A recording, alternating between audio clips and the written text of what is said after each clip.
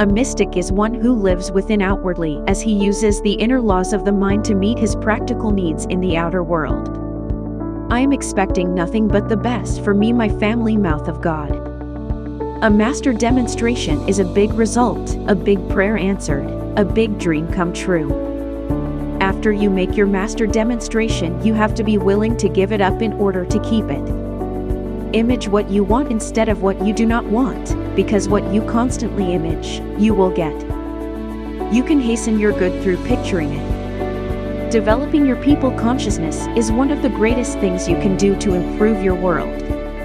You have many gifts which you may not have received because you were unaware you had them. You must train your mind to never be disappointed. Failure is nothing but success trying to be born in a bigger way. Most seeming failures are just installments toward victory.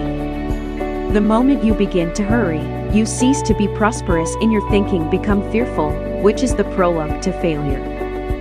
Money is God's good in expression. I've never been poor, only broke. Being poor is a frame of mind. Being broke is a temporary situation. I have found it worthwhile to declare often as I go about my day, nothing but the best. This helps me to open my mind to receive in an overall way. We should expect the best, and so live that the best may become a part of our experience. When we dare to do this, we often make remarkable progress in a very short length of time. People have often been conditioned to expect less than the best in life, thereby settling for and living in limitation. As we develop a prosperous consciousness, we are freed from being slaves to a material existence and can grow spiritually and help our fellow men. Expecting the best works on all levels of life. It opens the way for increased health, wealth, happiness, and spiritual understanding to become a part of man's daily experience. You have freedom to change the world. If you don't like the world or the people in it, there is something you can do about it, because you have been given the gift of a people consciousness. You can change your consciousness by changing the ideas you are holding to mentally and emotionally. Instead of trying to change the people in your world, you should work to change your thoughts and feelings about those people.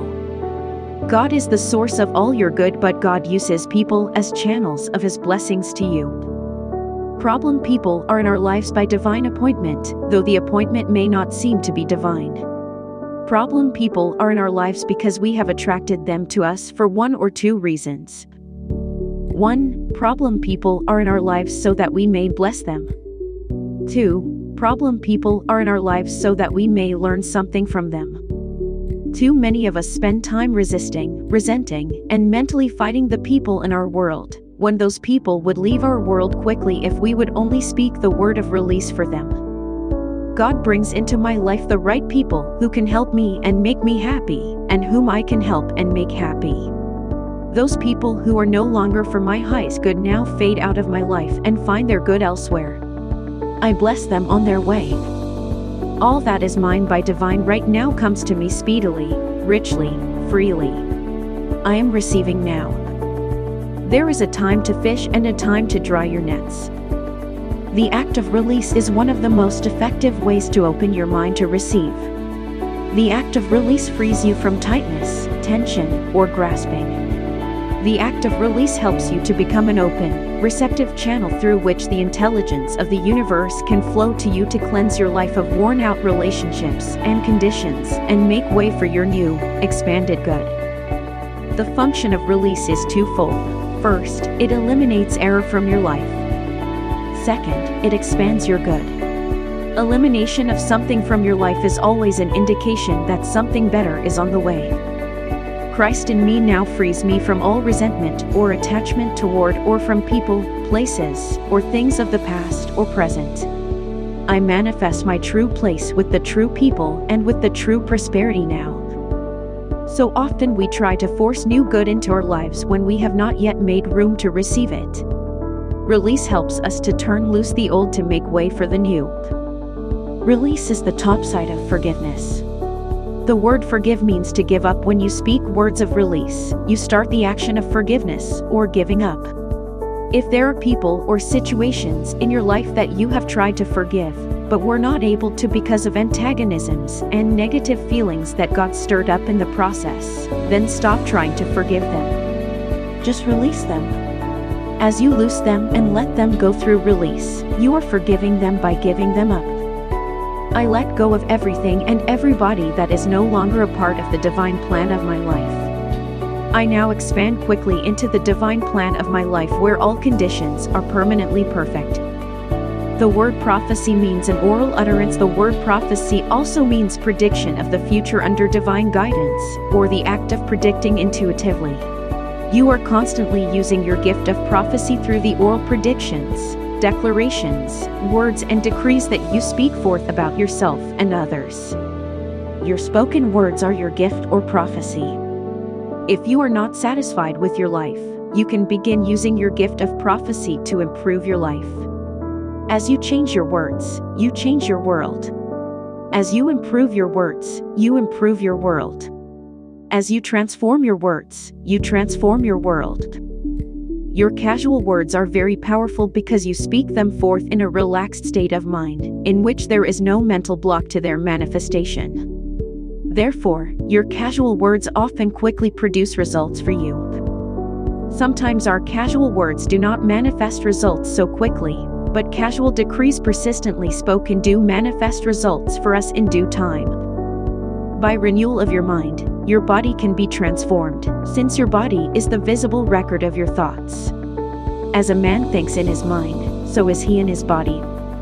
It is the negative emotions of long standing that must be cleared out of the conscious and subconscious levels of the mind in order to relieve serious health problems.